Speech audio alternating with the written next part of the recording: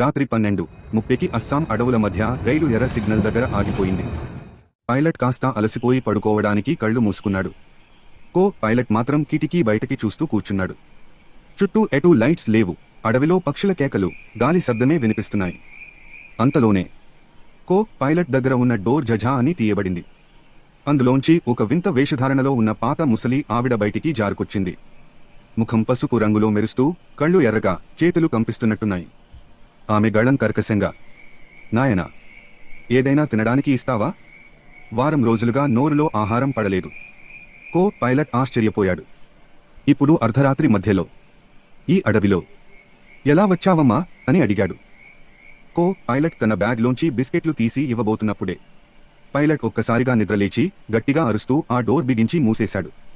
పిచ్చోడివి కదా నువ్వు? ఆమెని మనిషి అనుకున్నావా? ట్రైన్ మెయిన్ డోర్ నేల నుండి 15 అడుగుల ఎత్తులో ఉంది.